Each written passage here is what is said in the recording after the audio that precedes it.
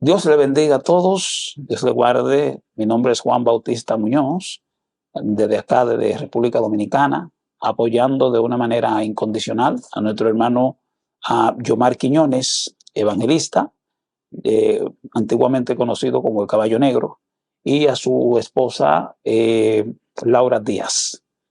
Es un apoyo a este programa para darle apoyo a los conceptos, valga la redundancia, los conceptos matrimoniales. Queremos en esta ocasión hablar acerca de lo que es la imposibilidad del divorcio bíblicamente. Vamos a apoyarnos plenamente en las escrituras para sostener este tema. Entonces, como Yomar, su testimonio que ustedes habrán escuchado, él atestigua que Dios le dijo que no se casara, ¿verdad? Que no se podía volver a casar, sino que esperara a su compañera. Entonces Dios le enseñó a él que Dios no admite el recasamiento. Pero eso es una experiencia personal de él. Ahora, lo que queremos hacer en esta transmisión es mostrar las bases bíblicas para darle apoyo a lo que Dios le enseñó a él. Amén. Dicho esto, pues vamos de inmediato a hacer, pues, dar inicio a este. Dicho esto, pues vamos a entrar de manera definitiva en este programa que tenemos para hoy. Recuerden el tema, la imposibilidad de el divorcio y el recasamiento. Imposibilidad bíblicamente. Vamos entonces a manera de introducción a decirles que hay un concepto general equivocado acerca de los conceptos fornicación y adulterio. Hay un error que la iglesia no se sabe desde qué época conlleva, ¿verdad? Acerca especialmente de lo que es fornicación. Por supuesto, decimos, no se sabe desde qué época, a ciencia cierta, pero sí tenemos una idea de que hace alrededor de 3 siglos, ¿verdad? Desde allá, desde la existencia de un señor llamado, el nombre ahora se me va, llamado Erasmo de Rotterdam. Erasmo de Rotterdam fue quien introdujo este mal concepto de lo que es la fornicación y por lo tanto quien introdujo el divorcio bíblico. Más adelante vamos a estar dando algunas referencias acerca de esta persona. Pues la iglesia maneja la palabra fornicación de una manera errada cuando dice que la fornicación es todo tipo de acto sexual fuera del matrimonio. Y la Biblia no respalda eso en ningún lado. En numerosas ocasiones le he pedido apoyo bíblico a eruditos, a personas que manejan las escrituras y que manejan datos extrabíblicos y no me han podido dar una referencia consistente, por lo menos en la Biblia, que respalde ese concepto. Sin embargo, en este programa sí vamos a darle evidencia bíblica altamente fundamentada que usted, si me escucha con atención, finalmente va a entender. Entonces, lo primero que queremos decir es que la palabra fornicación no es una palabra que se limita a las relaciones sexuales, como la mayoría, la generalidad, pues piensa que esa palabra se limita a relaciones sexuales. La Biblia no registra eso. Vamos a darle algunas escrituras bíblicas al respecto. Por ejemplo, si leemos en el libro de Hebreos, capítulo 12, versos 15 y 16, dice de la manera siguiente, dice así: mira bien no sea que alguno deje de alcanzar la gracia de Dios, que brotando alguna raíz de amargura os estorbe y por ella muchos sean contaminados. No sea que haya algún fornicario o profano como Esaú, que por una sola comida vendió su primogenitura. La escritura que acabamos de leer, usted va a notar que habla de que Esaú fue fornicario porque vendió su comida, vendió su primogenitura a su hermano Jacob.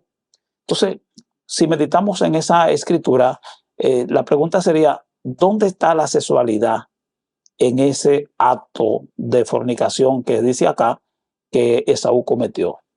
Voy a leer el verso de nuevo. Dice, no sea que haya algún fornicario o profano como Esaú, que por una sola comida vendió su primogenitura. Con esa escritura, pues queda demostrado que las relaciones sexuales no siempre, o que la fornicación no siempre conlleva relaciones sexuales. Eso es lo primero. Y eso tenemos que manejarlo. La fornicación no se limita a relaciones sexuales. De hecho, hay un solo caso en el cual la fornicación se refiere a relaciones sexuales, concepto que no vamos a manejar ahora, porque ahora lo que queremos es que se entienda la base de lo que es fornicación. Debo decirle que existen alrededor de 10 tipos de fornicaciones, ¿verdad? Y ninguna, bueno, la mayoría de ellas no se refieren a sexualidad, ¿verdad? Quizá una o dos se refiera a sexualidad, pero las demás no tienen que ver con sexualidad. Pero naturalmente no vamos a hablar de esos 10 tipos ahora, quizás lo podamos hacer en otro programa. Amén. Por lo pronto vamos a investigar en este momento por qué a Esaú se le llama fornicario en Hebreos 12:16. ¿Por qué? ¿Por qué el hecho de él vender su primogenitura aquí en hebreo se lo califica como fornicación?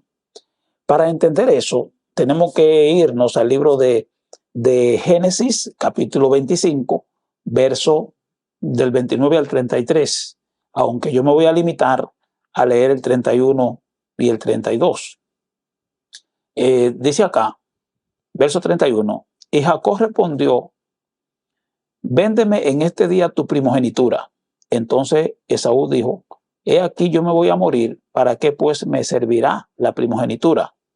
El verso 33 dice, y dijo Jacob, júramelo en este día, y él le juró y vendió a Jacob su primogenitura. Fíjese que en esta escritura es difícil detectar dónde está la fornicación, que luego Hebreos, como leímos al principio, lo califica de fornicario. Vamos a explicarle dónde está la fornicación en este evento. Lo que sucede es que Esaú nació con una condición encima, una condición que se llama primogenitura. Había una escritura que decía, todo varón que abre matriz será llamado santo a Jehová. Entonces esa persona se le calificaba como primogénito, lo cual implicaba que esa persona pertenecía a Dios. Pertenecía a Dios, era propiedad de Dios, porque nació con ese decreto encima. Entonces ese decreto de primogenitura no fue un invento de hombres. No se lo inventó Isaac, no se lo inventó Esaú, no se lo inventó Jacob, sino que fue establecido por Dios. Por tanto, Esaú no podía jugar con ese decreto. Esaú tenía que respetar eso y no lo hizo. Entonces, ¿dónde está la fornicación? La fornicación está en el hecho de que Esaú interpuso un juramento sobre ese decreto divino. Por ejemplo, cuando Jacob le dice, véndeme tu primogenitura, Esaú le dice, a manera quizás de relajo, le dice, yo me voy a morir, ¿para qué me servirá la primogenitura? Cógela. Pero Jacob no se conformó con que le dijera eso. Jacob le dijo, no, espérate, júramelo en este día. Y la escritura dice en el verso 33 dice, y él le juró. Cuando dice, y él le juró, es el momento en que Esaú coloca el juramento sobre el decreto de Dios. De ahí se deduce entonces que fornicación es el hecho de tú colocar un juramento sobre un juramento que está existente todavía. Es decir, es colocar un pacto sobre otro pacto que todavía está vigente. A eso es lo que la Biblia le llama fornicación. Colocar un pacto sobre un pacto que todavía está vigente. Ahora, con esa escritura no podemos entender a plenitud el concepto que estoy manejando. Por esa razón, vamos ahora a buscar otra escritura que nos va a ayudar a entenderlo aún mejor. Vámonos entonces al libro de Éxodo, capítulo 34 y verso 15. El libro de Éxodo dice lo siguiente. Dice acá, por tanto, no harás alianza con los moradores de aquella tierra, porque fornicarán en pos de sus dioses y ofrecerán sacrificios a sus dioses y te invitarán y comerá de tus sacrificios, de sus sacrificios. Fíjese el concepto de la primera línea de ese verso, Éxodo 34:15, dice, por tanto no harás alianza con los moradores de aquella tierra porque fornicarán. Ahora, note lo primero que debe notar es que en este concepto no se está hablando de sexualidad y sin embargo se menciona fornicación. A lo que le llama aquí fornicación es al hecho de ellos hacer alianza con otro pueblo. Entonces ahí no hay sexualidad en ningún lado, ¿verdad? Ahora, ¿por qué se le llama fornicación? Al hecho de ellos hacer alianza con otro pueblo. A eso se le llama fornicación porque ya ellos tienen una alianza con Dios. Ya ellos tienen un pacto con Dios. Entonces, si sobre el pacto que ellos tienen con Dios colocan otro pacto u otra alianza con otro pueblo, a eso es a lo que en este verso Dios se le llama fornicación. Y eso es lo que debemos entender por fornicación. Entonces, ¿por qué se le llama fornicación? Al hecho de ellos hacer alianza con otro pueblo. Esto, en términos más profundos, es porque el pueblo de Israel, en su conjunto, tiene un pacto con Dios. Ese pacto hace a Israel esposa de Dios. Entonces, si por medio de ese pacto Israel es esposa de Dios y luego Israel abandona ese pacto y hace otro pacto con otra nación, al hacer el pacto con la otra nación está haciendo un pacto implícitamente con los dioses de esa nación. Por lo tanto, Israel está casándose de nuevo con otro Dios. Entonces, al hecho de Israel teniendo ya a Dios, ir y casarse con otro Dios, es a lo que Dios le llama fornicación. ¿Por qué? Porque Israel tiene un pacto todavía con el Dios de Israel. Entonces, a eso es a lo que la Biblia le llama aquí fornicación. Entonces, viene la pregunta, ¿qué debe hacer Israel si Israel quiere estar bien con Dios? ¿Qué debe hacer Israel? Israel entonces debe divorciarse del pacto que hizo con el segundo Dios para restaurar su pacto con el Dios que con quien originalmente hizo su pacto. Entonces, a eso es a lo que Jesús se refiere en Mateo 19:9, cuando él dice que por causa de fornicación alguien se puede divorciar. Es decir, que si una persona está casado con su cónyuge y se divorcia de ese cónyuge y se une a otro varón u a otra mujer, a eso es que Dios le llama fornicación. ¿Qué debe hacer entonces esa persona que está en fornicación? Debe divorciarse del segundo cónyuge y regresar con el primero. A eso es a lo que Mateo 19:9 se refiere, a lo cual le han dado una connotación bastante errada. Yo espero que usted me esté entendiendo los conceptos que estamos manejando. Amén. Entonces, si tocamos Mateo 19:9, ¿verdad? Donde Jesús es interpelado por los escribas, los religiosos, los fariseos, es tentado con el asunto del divorcio, ustedes van a notar que ellos le hacen una pregunta a Jesús diciéndole que si es posible, si es lícito, dejar a su mujer por cualquier causa.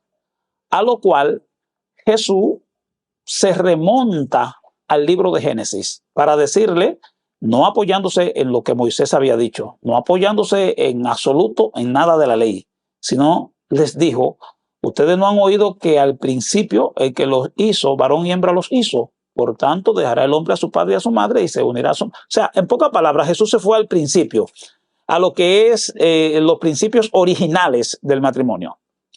Jesús no se limitó a la ley.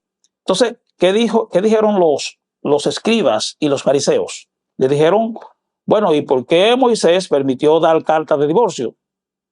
Jesús entonces les dijo una palabra que es importante entenderla. Jesús le dijo, por la dureza de vuestro corazón, Moisés os permitió repudiar a vuestras mujeres.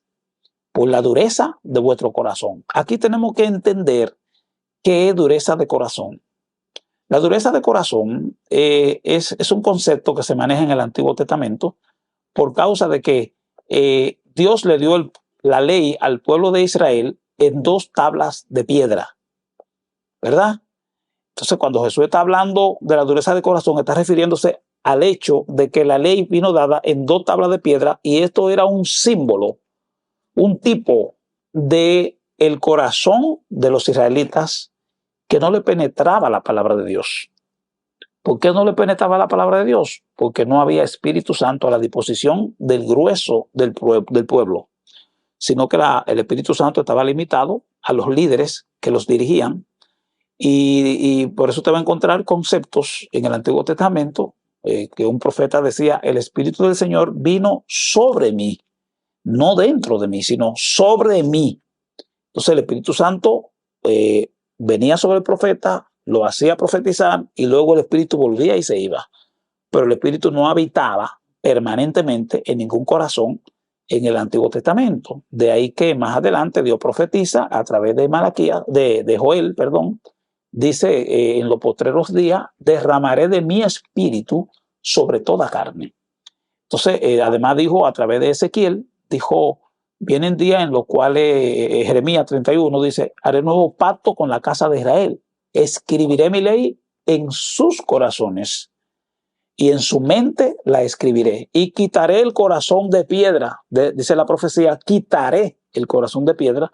Eso, el cumplimiento de eso, de manera escritural, ocurre en Hechos 2, y Pablo lo menciona en el capítulo 3 de 2 Corintios, donde habla que el evangelio ahora está escrito en nuestros corazones. Amén. Muy bien, entonces Jesús entonces le dice: por la dureza de vuestro corazón, Moisés os permitió dar carta de divorcio, pero Jesús no se quedó ahí. Luego le dice: pero al principio no fue así. O sea, Jesús está defendiendo el concepto del Génesis. Luego que Jesús le dice esto, entonces Jesús establece lo que ahora va, lo que prima, lo que él va ahora a colocar como válido. Y eso lo hace en el verso 9, Mateo 19:9, donde dice: y yo os digo que cualquiera que repudia a su mujer, salvo por causa de fornicación, y se casa con otra, adultera. Y el que se casa con la repudiada, comete adulterio. Fíjense que aquí ese es el verso que ha sido más mal interpretado, porque la gente entiende que causa de fornicación es que la mujer se acostó con un tercero, o el hombre se acostó con otra mujer, el esposo, ¿verdad? Y eso no es fornicación, porque eso no se está refiriendo a nada sexual. Eso se está refiriendo a un estado legal que es ilegal.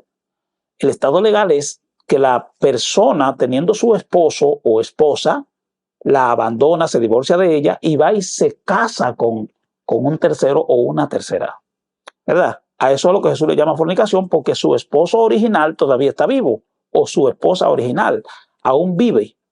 Entonces, ¿qué debe hacer esa persona? Entonces debe abandonar al segundo cónyuge para regresar con el primero, si es que el primero quiere. En caso de que no quiera, pues debe quedarse sola.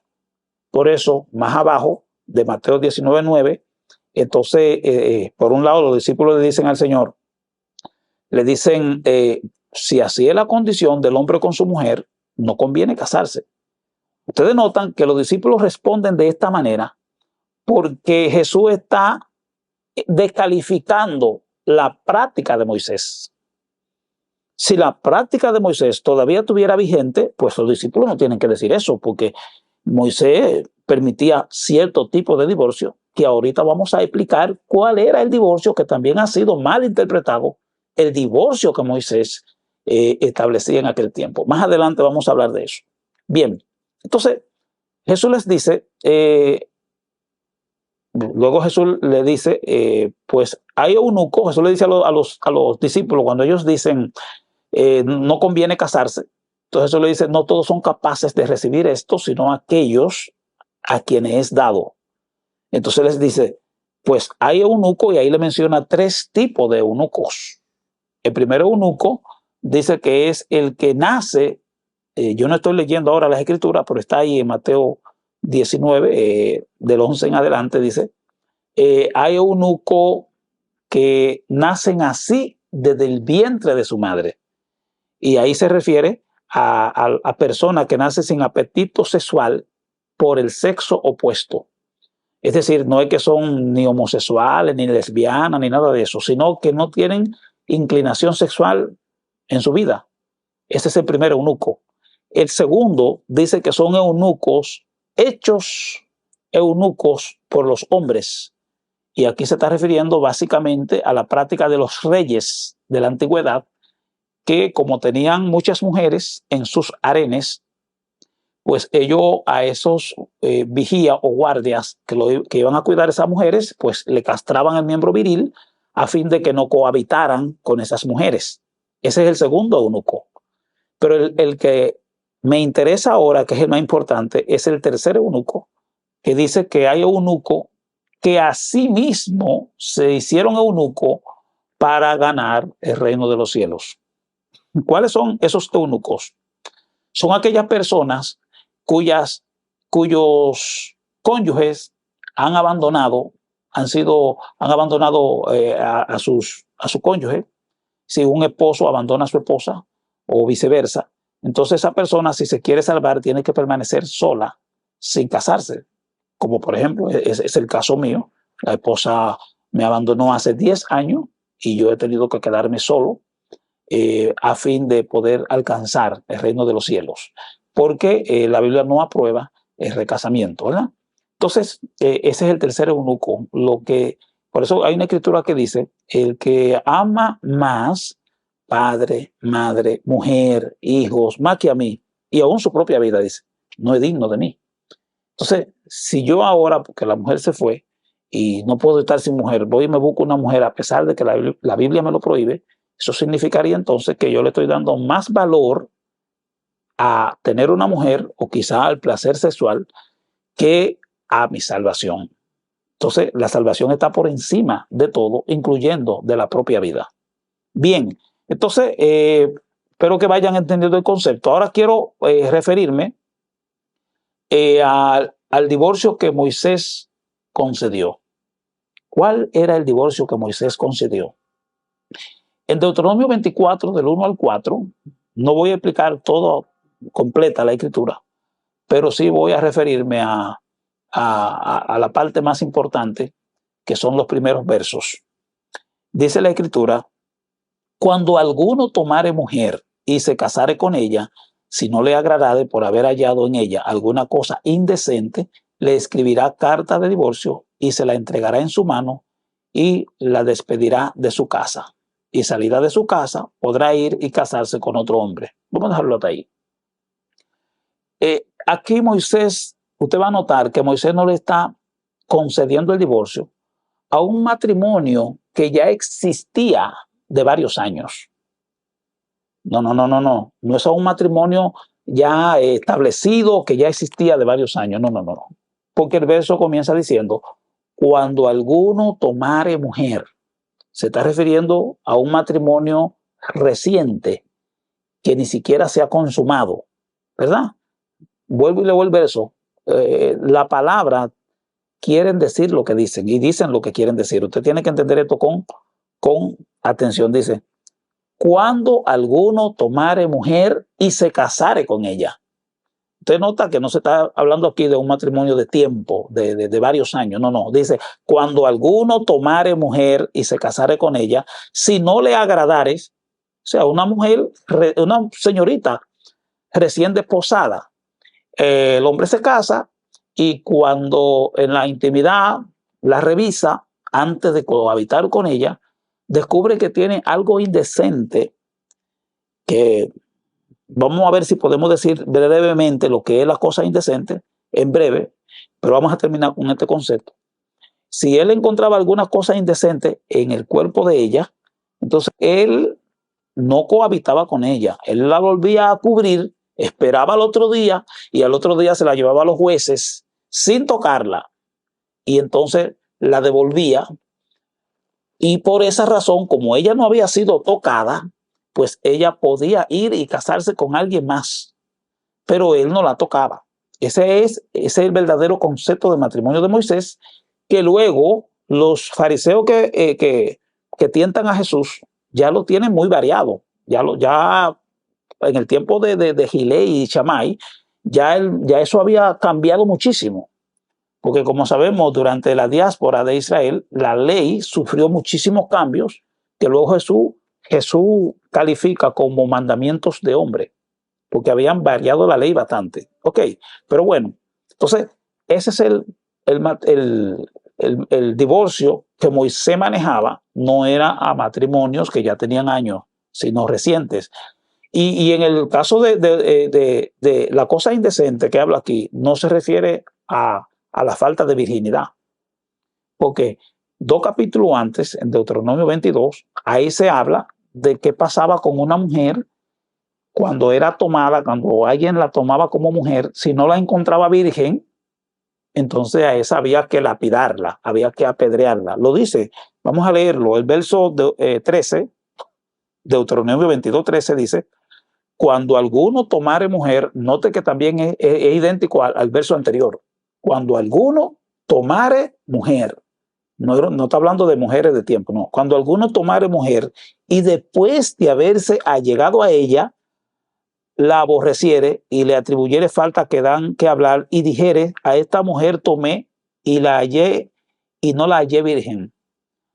En este caso, que fue que no la encontró virgen, más abajo usted sigue leyendo y va a encontrar que a ella había que apedrearla, quitarle la vida. Por tanto, la cosa indecente no era la falta de virginidad. ¿Qué era pues la cosa indecente? Brevemente, porque no tenemos tiempo para definir todo esto, la cosa indecente era un defecto físico cualquiera. Una verruga, una mancha, qué sé yo, cualquier cosa de esa. ¿Cómo lo sabemos? Porque Israel como esposa de Dios, Israel, la nación como esposa de Dios, no podía tampoco presentarse delante de Dios como esposa con defecto físico. ¿Dónde encontramos eso? En Levítico 21, del verso 17 al 21. Ahí habla, por ejemplo, que ningún sacerdote, ninguno que ministrara en el altar podía presentarse delante de Dios con defecto físico. Por ejemplo, con un ojo menos, una nube en el ojo, testículo magullado. Y usted lee esa escritura para que usted observe que Dios rechazaba todo eso. Entonces, como esposa de Dios, Israel no podía presentar defectos físicos y tampoco los esposos aceptaban a sus mujeres con defectos físicos.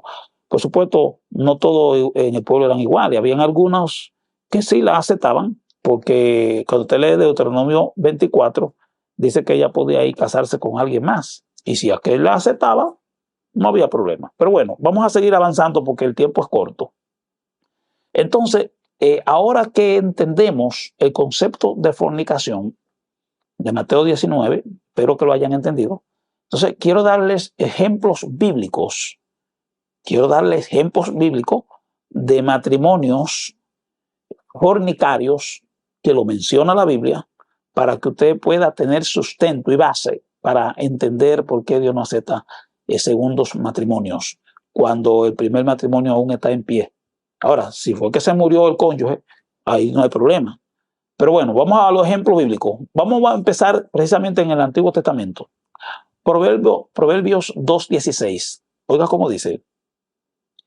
2:16 y 17 dice, serás librado de la mujer extraña, de la ajena que halaga con sus palabras, la cual abandona al compañero de su juventud y se olvida del pacto de su Dios. Dice acá que la mujer extraña, cada vez que la Biblia menciona en los proverbios mujer extraña, se refiere a una mujer ajena. La mujer extraña dice la ajena que halaga con sus palabras, la cual abandona al compañero de su juventud y se olvida del pacto de su Dios. Fíjese, ¿por qué leemos esta escritura? Porque en ella vemos que esta mujer abandonó a su compañero. Se fue, lo dejó, se divorció de él. Sin embargo, Dios sigue llamándola, que es esposa de él. Dice, abandona al compañero de su juventud. O sea, para Dios todavía él es su compañero. Y no solo eso, dice, se olvida del pacto de su Dios.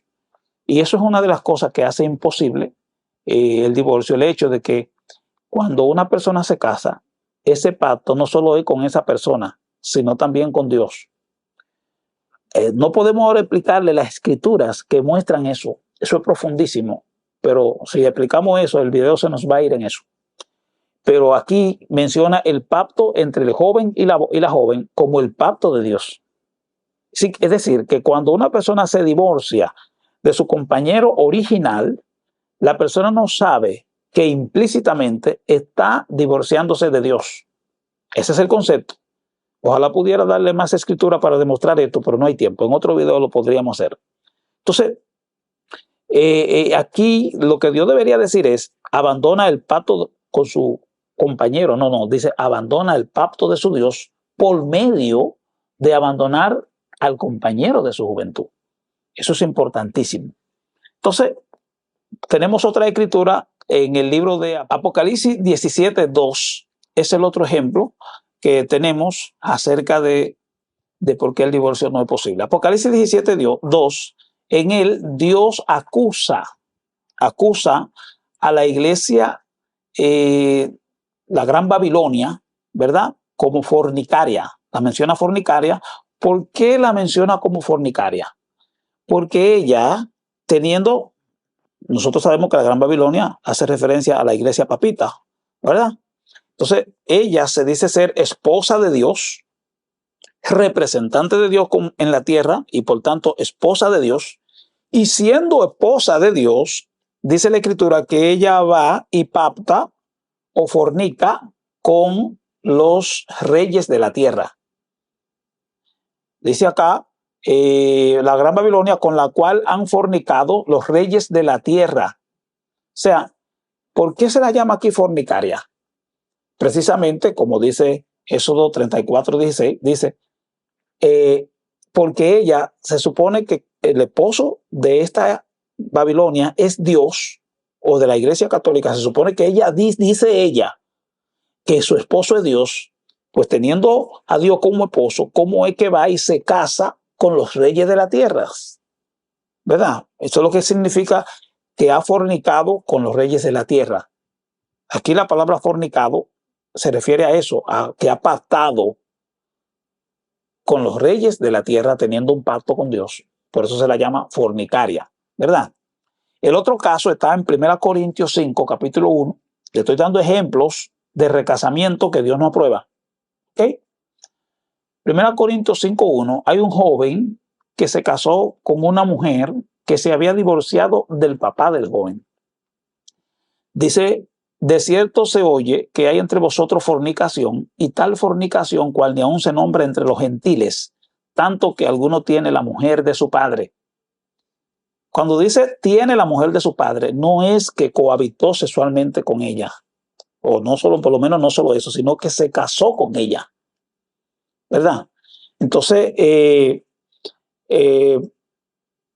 ese caso, dice, tiene la mujer de su padre. Entonces Pablo le llama a ese acto fornicación, ¿verdad? La otra escritura la tenemos en 1 Corintios, capítulo 7 y verso 1. Verso 1 y 2 dice, en cuanto a las cosas que me escribisteis, bueno le sería al hombre no tocar mujer, pero a causa de las fornicaciones, cada uno tenga su propia mujer y cada uno tenga su propio marido. ¿Cuál es la palabra clave en esta escritura? La palabra clave aquí es la palabra propio y propia. Cuando dice cada uno tenga su propia mujer, lo que está diciendo implícitamente es que no tenga la mujer del otro. Porque precisamente el capítulo 7 continúa hablando del caso del capítulo 5, donde un hombre se había casado con la mujer de su padre. Entonces acá dice, a causa de las fornicaciones, cada uno tenga su propia mujer, o sea, no la ajena, y cada uno su propio marido, no el ajeno. ¿Ok? Entonces, vamos a seguir en este caso, en la mujer samaritana. La mujer samaritana es un ejemplo también, donde Jesús le dice, ve y llama a tu marido y ven acá. Y ella le dice, en Juan 4:17, le respondió la mujer y le dijo, no tengo marido. Y Jesús le dijo, bien has dicho, no tengo marido, porque 5 maridos has tenido y el que ahora tienes no es tu marido. Esto ha dicho con verdad. En esta escritura, note que ella dijo que no tenía marido, pero Jesús le dice que sí tiene un marido actual, pero que no es su marido o no es su verdadero marido. Eso es lo que quiere decir. Dice, y el que ahora tiene no es tu marido. O sea que ella había pasado ya por 5 maridos. Entonces Jesús le dice que ninguno de ellos es su marido verdadero, sino debe ser el primero, ¿verdad? Y está vivo, porque Jesús le dice, el que ahora tienes no es en tiempo presente, no es tu marido, diciendo de manera implícita que su marido aún existe o vive. Vamos creo que la última escritura está en Mateo, del ejemplo que le podemos dar, está en Mateo 14, versos 3 y 4. Dice acá que Herodes había prendido a Juan y le había encadenado y metido en la cárcel por causa de Herodías, mujer de Felipe, su hermano, porque Juan le decía, no te es lícito tenerla. O sea, la gente dice que si una mujer le hace lo malo, o dígase en términos más formales, le es infiel a su compañero, eso le da permiso al compañero para volverse a casar. Pero aquí vemos a Herodías, que Herodías, estando ya casada con Herodes, naturalmente que no se casó para mirarle la cara, fue para cohabitar con él. Si entonces ya Herodías era una fornicaria, ya había tenido relaciones con Herodes, porque Juan, ¿cómo se llama? Juan el Bautista sigue diciéndoles a Herodes que esa mujer es de Felipe, su hermano. Es decir, con esto entendemos que las relaciones sexuales no eliminan el matrimonio. Naturalmente que lo afectan, pero no es excusa para desbaratar un matrimonio, para destruir una relación, para deshacer un pacto. No es excusa para eso. ¿Ok? Y esto lo estamos mostrando bíblicamente. Entonces, fíjense, en Mateo 19 quiero tocar otra vez un punto que Jesús dice, que es muy importante entenderlo. Mateo 19, 9, 5 y 6 dice, Jesús le dijo, por esto dejará el hombre padre y madre y se unirá a su mujer y los dos serán una sola carne. Así que no son ya más dos, sino una sola carne. Fíjense, me gusta la palabra que dice, no son ya más dos. O sea, no hay manera de que vuelvan a ser dos. Eso es lo que está diciendo. Me gusta la palabra ya. O sea, ya después que se casaron, no son más dos. Entiende esa palabra, sino una sola carne. Por tanto, lo que Dios juntó, no le separe el hombre. Quería recalcar eso. Porque el matrimonio es igual que la relación con Dios. Es hasta que la muerte lo separe. En la relación con Dios, un cristiano, alguien que se convierte, la finalidad es que sea fiel hasta la muerte, dice Apocalipsis. ¿Verdad? Apocalipsis 2:10 dice, sé fiel hasta la muerte. Y asimismo también es el matrimonio, se debe ser fiel hasta la muerte. ¿Ok? Es lo mismo. Entonces, el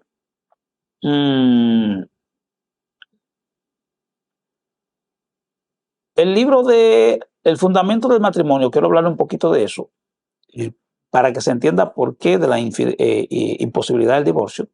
El fundamento del matrimonio, en la actualidad, el fundamento legendario sería Génesis capítulo 2, donde Adán y Eva, ¿verdad? Que Jesús lo citó en Mateo 19. Pero el más actual es la relación de Cristo con la iglesia. Ustedes notan que por eso Pablo toma como fundamento para el matrimonio actual la relación de Cristo con la iglesia.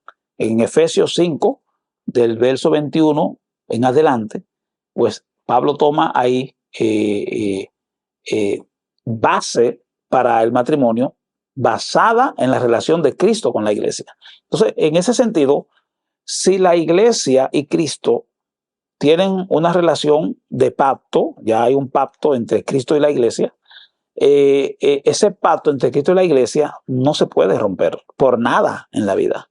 La iglesia incluso ha sido infiel en diferentes etapas, en diferentes épocas, y eso no ha roto el matrimonio o el pacto entre Cristo y la iglesia, porque es un pacto eterno, es irrompible, no hay manera de romperse eso, ¿verdad? De esa misma manera, si usted quiere divorciarse de su compañero de manera legal, primero tiene que lograr que Cristo y la iglesia sea posible divorciarse. Si es posible el divorcio entre Cristo y la iglesia, entonces también es posible el divorcio entre nosotros, porque el fundamento del matrimonio es esa relación, ¿verdad? Entonces, yo creo que esto está más claro de ahí, como dicen en el refrán, en el argot popular, más claro de ahí no canta un gallo. Entonces, ¿qué pasó con el matrimonio? El matrimonio, la palabra fornicación, que ha sido mal entendida, yo por mucho tiempo buscaba la razón de dónde venía el concepto de que la gente dijera, los ministros dijeran que fornicación a todo tipo de relaciones sexuales fuera de matrimonio, porque no lo encuentro en la Biblia. No encuentro un solo ejemplo en la Biblia, un solo no lo encuentro. Entonces, hasta que di con el libro, hay un libro que habla de esto. El libro se llama Divorcio y Nuevo Casamiento, el caballo de Troya dentro de la iglesia, escrito por dos escritores, dice Joseph A. Webb y Patricia L. Webb. Es un libro de 2007. El nombre dice Divorcio y Nuevo Casamiento, el caballo de Troya de la iglesia. Este libro menciona a uno de los padres de la iglesia que se llamó Erasmo de Rotterdam. Este señor, Erasmo de Rotterdam, nacido para el principio del siglo XV, introdujo, él era uno de los padres, o sea, uno de los funcionarios de la Iglesia Católica, y él introdujo el concepto de porneia o fornicación en griego, ¿no? Y lo colocó como todo tipo de relaciones sexuales fuera de matrimonio. Así que eso viene de allá. De ahí, o sea, antes, poquito ahí, cerca de la Reforma, este hombre adoptó esa definición y luego la adoptó también Martín Lutero y todos los reformadores se fueron por ahí. Y así llegó hasta nuestros días. Pero cuando usted va a investigar a los padres de la iglesia del segundo siglo, principio del segundo siglo, ninguno de ellos, estoy hablando más allá de los apóstoles, ninguno de ellos admitía el divorcio. Usted puede hacer esa investigación con los padres de la iglesia y ninguno de ellos apoyó el divorcio por el siglo segundo, siglo tercero, aún en el siglo cuarto todavía se mantenía el concepto original del no recasamiento. La palabra recasamiento no es una palabra que existe gramaticalmente en el diccionario, pero la usamos para que usted pueda entender mejor esto.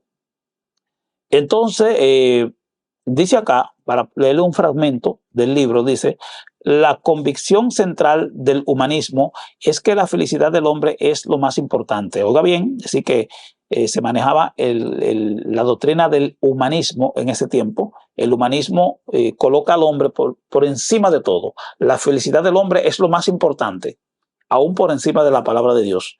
Eso es el humanismo, pero sabemos que eso es un concepto falso. Entonces, dicha convicción hizo que Erasmo reinterpretara algunas escrituras de una manera sin precedentes. Por primera vez, la palabra porneia de Mateo capítulo 5 y 9 se interpretó como impureza moral general o adulterio y por lo tanto constituyó un fundamento legal para el divorcio.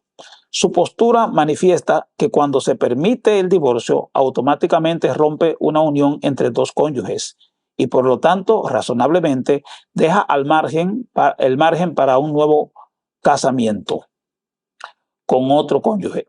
Luego concluyó, es decir, Erasmo, luego razonó que si había fundamento legal, la parte inocente debía quedar en libertad de volverse a casar. De otro modo, uno no podía decir que se trataba de un divorcio legal. Mediante su enseñanza, Erasmo presentó su insidioso caballo de Troya a los reformadores. A medida que lo fueron aceptando, comenzaron a inventar aún más justificativos para el divorcio. Sí, eso es un fragmento del libro, ¿verdad? Entonces, ese es el concepto de ello. Ahora bien, creo que hemos llegado a la parte ya final de este asunto, pero no me gustaría terminar sin antes darle unos conceptos acerca de cómo debe manejarse una persona que ha sido abandonada por el compañero. O sea, ¿cuál debe ser su actitud? Bueno, Pablo en el capítulo 7 de 1 Corintios dice que la mujer casada no abandone a su marido y si se separa, quédese sin casar o reconcíliese con su marido y que el marido no abandone a su mujer. Esa precisamente es la situación de Dios con Israel. Sabemos que en Isaías, creo que capítulo 50 y Jeremías 3, Dios se divorció de Israel. ¿Verdad? Dios se divorció de Israel, pero Dios no se volvió a casar con nadie más, sino que sabemos que en el futuro Dios va a volver a restablecer su relación con su esposa. Está profetizado así. Pablo habla de ello desde el capítulo 9 hasta el 11 de Romanos, ¿verdad? Y hay muchas otras escrituras que hablan de eso. Pues entonces, ¿qué pasa? O sea, que Dios la va a perdonar. Entonces, cuando un hombre es abandonado por su compañero o compañera, el deber de esa persona es quedarse solo o reconciliarse con la persona que lo abandonó. Y cuando esa persona regresa debidamente arrepentida, el deber es perdonarlo. Está prohibido en la Biblia rechazarle el perdón, porque hay escrituras que dicen, de la manera que Cristo nos perdonó, así también perdonemos nosotros. Y el mismo Padre nuestro dice, perdona nuestras ofensas como nosotros perdonamos a los que nos ofenden. Y ahí la palabra ofenden implica cualquier tipo de ofensa. Entonces, el perdón debe ser la puerta para restaurar una relación que se ha roto. Por ejemplo, Lucas 6:37 dice, no juzguéis y no seréis juzgados, no condenéis y no seréis condenados, perdonad y seréis perdonados.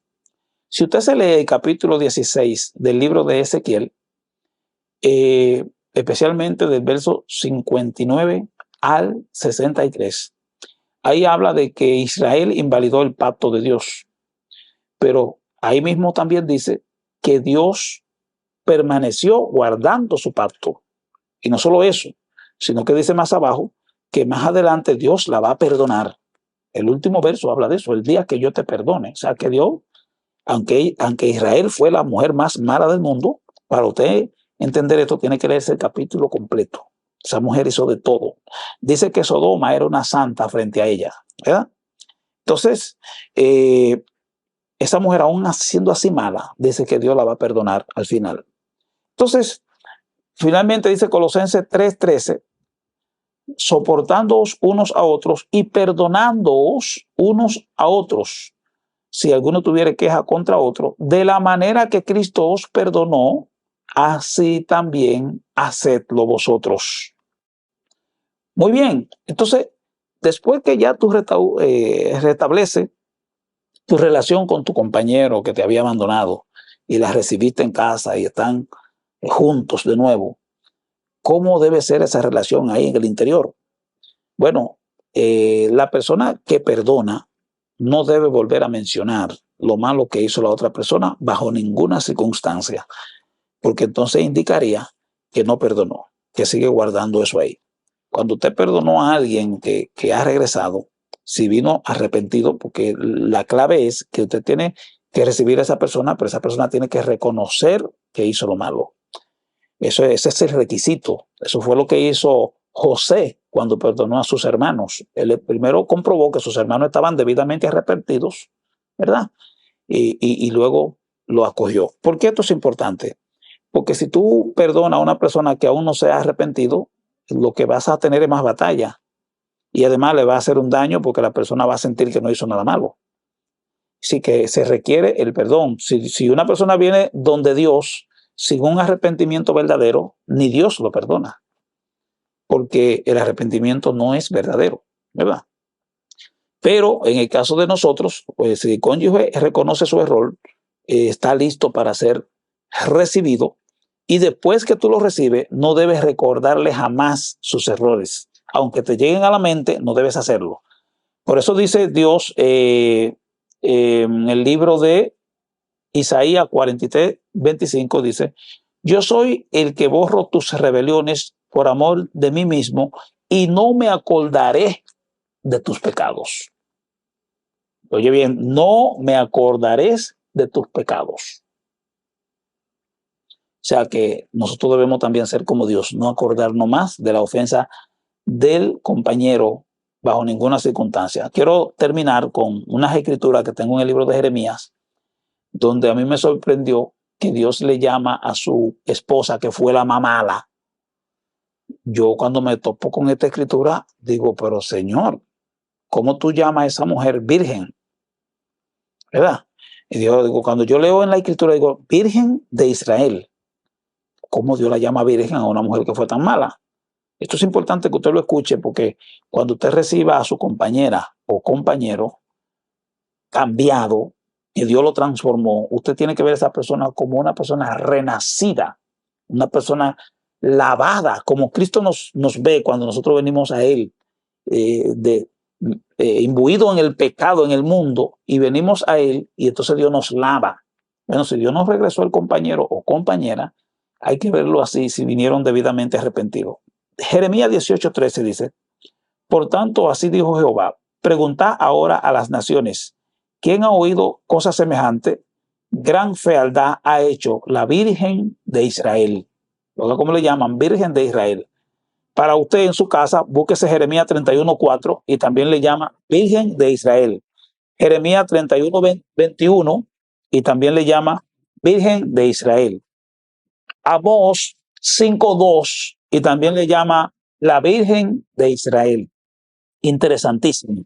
¿Por qué Dios hace esto? Porque Dios, aunque ella todavía no ha cambiado, pero en el futuro Dios sabe que ella va a quedar como una virgen. Amén. Entonces, eso es interesantísimo.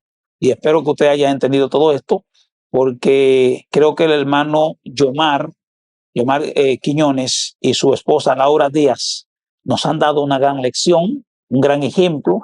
Este hombre esperó a su esposa 7 años confiando en la palabra de Dios y Dios pues respaldó su fidelidad, premió su fidelidad. Así que Dios le bendiga, Dios le guarde. Como le dije, mi nombre es Juan Muñoz. Espero que usted, pues, estos conceptos le ayuden en su vida espiritual. Dios le bendiga una vez más.